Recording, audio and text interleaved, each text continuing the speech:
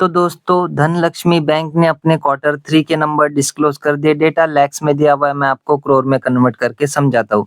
So bank की इस quarter की इनकम रही है 456 करोड़ की। पिछले क्वार्टर में 418 करोड़ थी और पिछले साल 376 करोड़ की टोटल इनकम बैंक ने जनरेट की थी। सो ईयरली बेसिस पे इनकम बढ़ी है, क्वार्टरली बेसिस पे भी इनकम हमें बढ़ती हुई नजर आ रही है।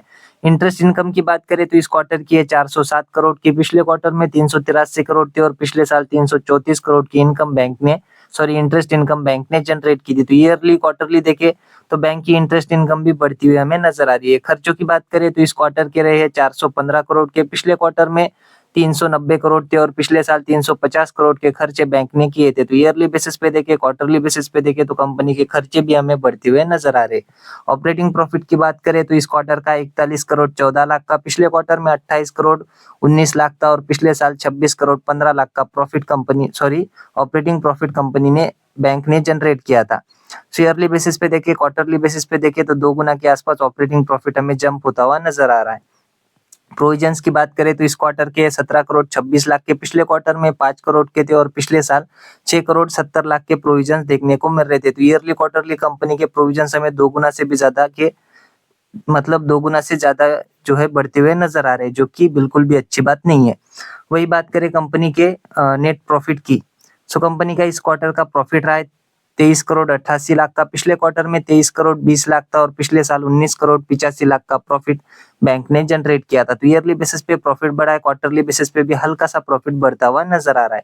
हालांकि ये प्रॉफिट और भी ज्यादा बढ़ सकता था अगर जो बैंक के प्रोविजंस है वो कंट्रोल में होते तो। अगर बात करें एनपीएस की, बैंक की इस क्वार्टर के नेट एनपीएस है 1.11% के। पिछले क्वार्टर में 1.12% थे और पिछले साल 0.86% के एनपीएस देखने को मिल रहे थे। तो ईयरली बेसिस पे एनपीएस बढ़े, क्वार्टरली बेसिस पे एनपीएस कम हुए हैं, जो कि एक अच्छी बात कह सकते हो। नेट प्रॉफिट मार्जिन देखे तो इस क्वार्टर की है 5.23% की। पिछले क्वार्टर में 5.55% थी और पिछले साल 5.27% की प्रॉफिट मार्जिन देखने को मिल रही थी। ईयरली क्वार्टरली प्रॉफिट मार्जिन गिरती हुई हमें नजर आ रही है, जो कि बिल्कुल भी अच्छी बात नहीं है।